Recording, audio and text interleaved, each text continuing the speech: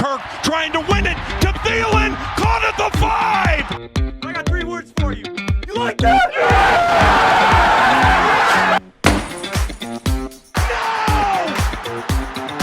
No!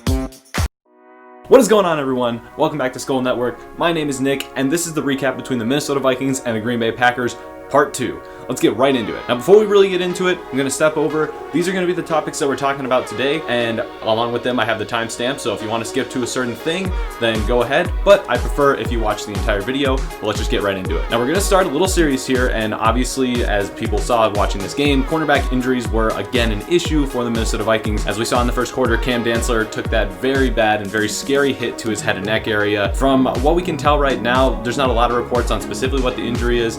It's just a neck injury, and he's being tested for a concussion. It was kind of weird because the announcer said there was some movement in his fingers when he was getting carted off, but you didn't really see anything, and his legs weren't moving a ton. But from what it sounds like, things are doing a lot better than you would initially expect. And then as we saw in the second half, Chris Boyd also went down with that non-contact knee injury. No word on that yet, as it's way too early. Don't know if it's an ACL or just some sort of tweak or something or whatever it is. But with the cornerback situation that the Vikings already have, they cannot continue to let more players get injured. And I mean, it showed. We were super thin towards the end of the game. Working with guys like Jeff Gladney and Josh Metellus, I mean, things are just getting really bad. Even though Jeff Gladney actually ended up playing quite a bit better than we expected him to. You know, he's really maturing as we go game by game. Josh Metellus obviously getting some of his first game action, it looked like, but things ended up working in our favor. Now, obviously, the biggest story of the game is Dalvin Cook. The chef is officially back, and the man was cooking today. Dalvin Cook put up 226 total yards and 4 touchdowns. He's the very first Viking since Ahmad Rashad in 1979 to put up 4 total touchdowns in one game, and the man gave me some ridiculous numbers in fantasy. I'm extremely glad that he's back, and it shows that he really is the key and glue to this offense. I know that a lot of people don't like us giving him this massive contract because he can't stay healthy, and I understand the skepticism there, but when he is healthy, as you can see, this man was on a mission today. And it kind of leads into the next part of what I'm going to talk about, and that is people still managed to hate on Kirk Cousins today, and it didn't really add up to me. Now, I understand Kirk didn't do a lot. He went 11 for 14 with 160 yards and 1 touchdown, but let's also not forget, one of the main reasons that people hate Kirk Cousins is because, you know, he misses throws once in a while and turns the ball over a lot. There was only 3 incompletions. He didn't really miss any major throws. He didn't turn the ball over. No fumbles, no interceptions. He was sacked 1 time, and it was not on him because that was just a great play call by the defensive coordinator of the Packers when we were running play action out to the right. That was just a great call. Kirk Cousins put up a 138.1 passer rating. I just don't understand. People are like, oh, Dalvin Cook had, 30 carries. Kirk Cousins only had 14 attempts. They clearly don't trust that bum. And I'm like, clearly you have never personally played football if you're saying that, because in my personal experience, when you are playing against a team and they are not able to stop one specific player, you're not going to stop handing it to them until they stop it. And that was not the case here. The Packers were not able to stop Dalvin Cook as much as they wanted or as hard as they tried. It just was very apparent early on that things were going to be going Dalvin Cook's way the entire game. That's exactly what happened. 4 touchdowns? That's freaking ridiculous. This is not on Kirk. This is not a reason to hate on Kirk. This is a reason to be happy as Vikings fans. This is a 5-1 versus a 1-5, and we came out on top.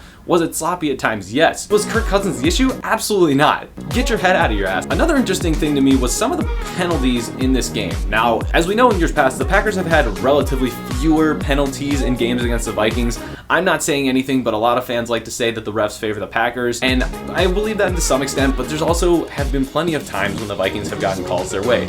Take the no call on the Anthony Harris pass interference that happened late in the game today, and, kind of changed things a little bit. Who knows what would have happened if that was actually called pass interference and Green Bay continued to run down the field. Who knows? It didn't happen, so there's not much to talk about with that, but it's just a little interesting. Green Bay had 9 penalties for 85 yards, and many of them were costly. That opening drive in the second half, they had 2 pass interference that allowed us to continue driving down the field instead of, giving them the ball back. So it was really interesting to see Green Bay, make a lot more mistakes than we're used to in a game like this, in a border battle. As I said before, the Vikings kind of got bailed out on that non-called PI, and there were a couple calls that went, a little strange both ways.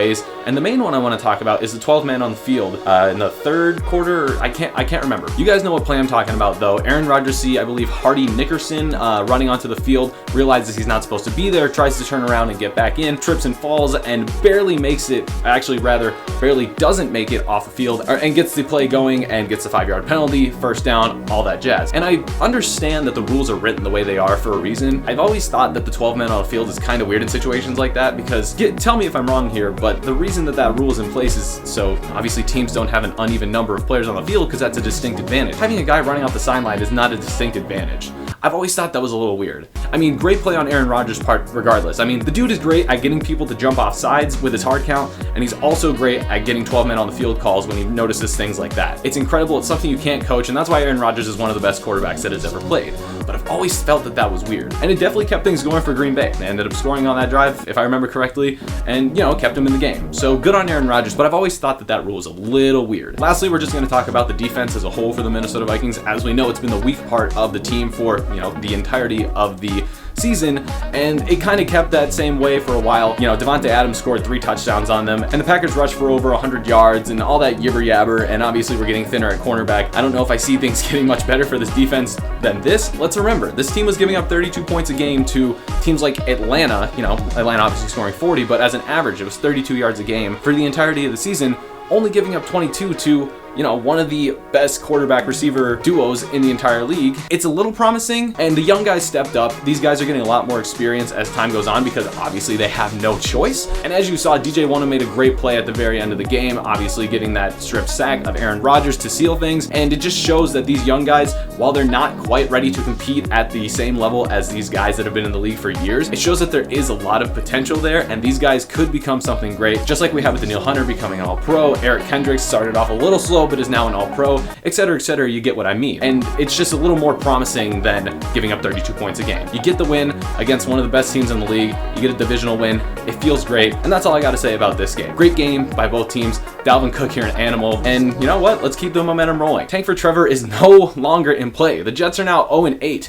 It was never in play. Trevor is missing 2 games because of COVID. I don't understand why you guys still want him. I'm going to keep saying this. We're not going to draft a quarterback with the top pick. That's just my opinion, all right, guys? But hey, let's enjoy this game. Let's enjoy the win. Let's go on to the next week, and let's keep this momentum rolling. And that's going to wrap everything up for the Vikings versus Packers recap. Part 2, that officially ends the border battle games for this season, unless they somehow meet in the playoffs. I mean, you never know. Crazier things have happened with 1 in 5 teams. If you guys are new to the channel, make sure that you hit the button down below to subscribe. If you like the video, make sure you give it a like, and if you want to share the video, go ahead. No one is going to stop you one bit, and if you give it to the crack dealer on the corner, that's always your best option. You guys already know. This has been Nick with Skull Network, and I will see you guys in the next video.